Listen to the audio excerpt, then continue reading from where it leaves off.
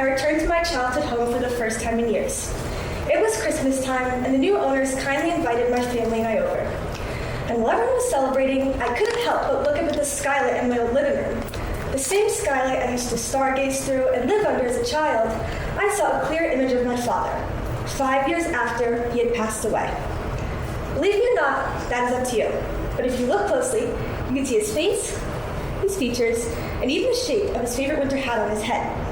Next to his face is his left handprint, holding my hand from above. This confirms my belief of the spiritual presence of the afterlife here on earth. I took this as a profound sign from my father that he put before my eyes to drill into my mind that he is still completely here with us.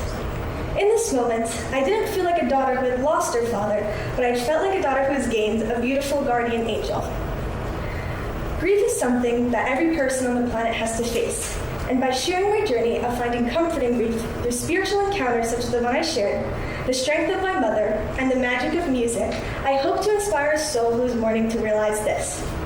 If you reframe death as an opportunity to grow your relationship with a loved one who has passed on, you may fill your empty hearts with peace. By living through this perspective, I now live for the both of us. We who carry their memory have the privilege of inheriting a person's legacy, and we need to honor them, in memory of them, and to help us navigate our grief.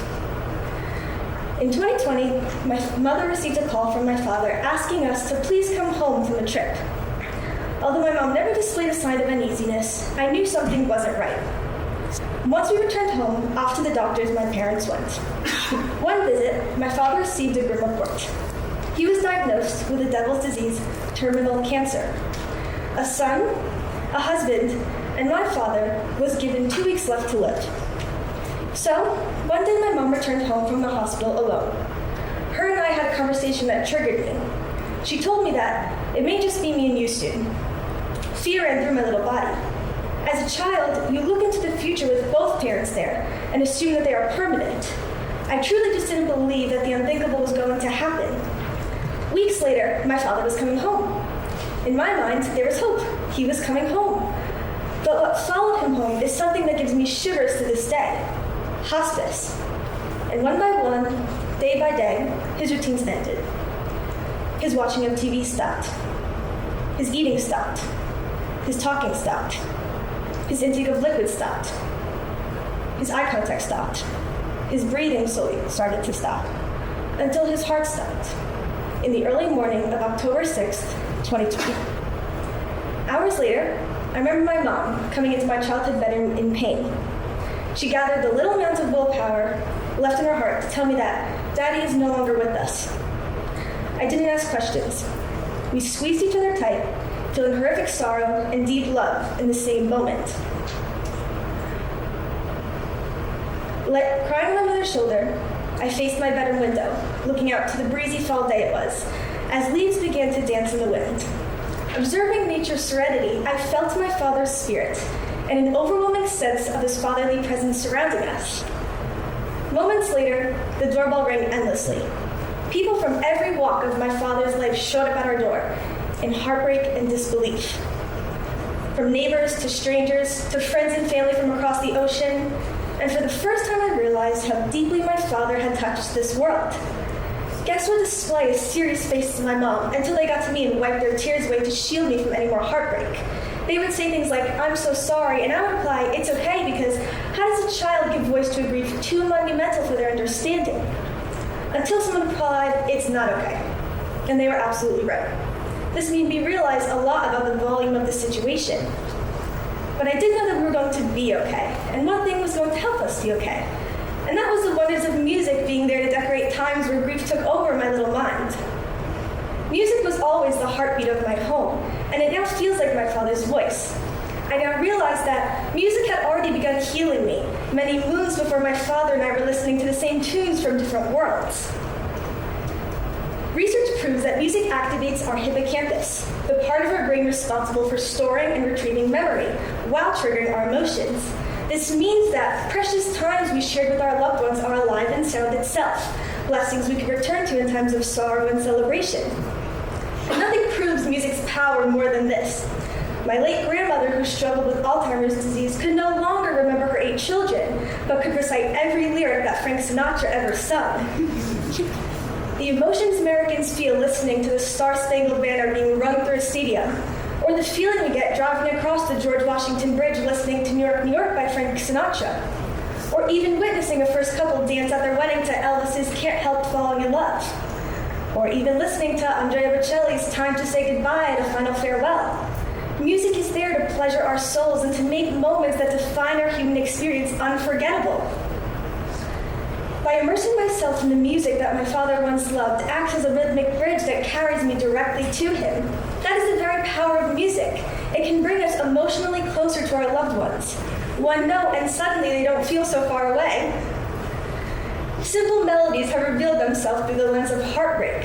For example, my favorite song, Into the Mystic by Van Morrison sings, "Let your soul and spirit fly into the mystic."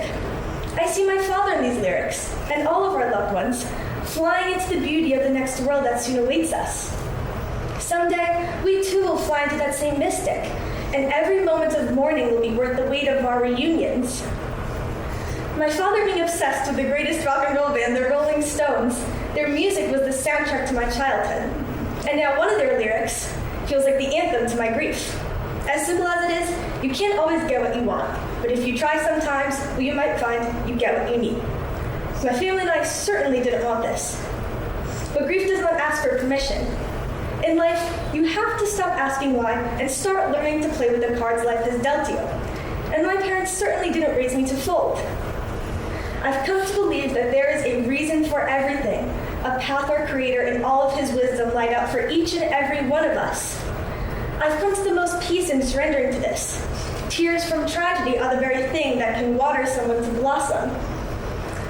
I recently attended a Billy Joel tribute concert at Carnegie Hall, and there he sat, not performing, but witnessing from the balcony as his life's work was being sung back to him from every single person in the room. And I noticed something deeply moving. He was witnessing his own immortality. Every note, every lyric, every song he ever poured his heart and soul into were now being held by strangers who had made his music part of their own stories. And I pictured my father, and all of our loved ones, watching from above in the very same way, witnessing their family on the stage of life, performing and honoring their legacy, which as long as I will be on earth, I promise to make my fathers thrive. This is how we can win over grief. Keep smiling for them, because somewhere up above, they are smiling back at us. Music gives me strength, but my mother gave me the will to find it. From the moment my father took his last breath, her only mission in life was to keep me at my happiest. She resumed to my childhood, keeping me busy, and never once letting me see her at her lowest. She always used the phrase, calm parent, calm child. And I am real living proof. Neuroscience backs this up. A parent's calm nervous system shapes a child's developing brain to teach them to stay resilient in the face of tragedy. But deeper than that, she gave me faith. She taught me that grief doesn't just take, it gives. And it gave us our greatest purpose in life, to flourish for Him and to seek Him in everywhere we go and everything we do. She proved to me that what the divine joins, death can never truly separate. Three Little Birds by Bob Marley was always our family song, symbolizing the three of us. And as if heaven wrote this song, sending us the lyrics, it holds the deepest message that my father could have left for his 3 girls. Rise up this morning, smile with the rising sun.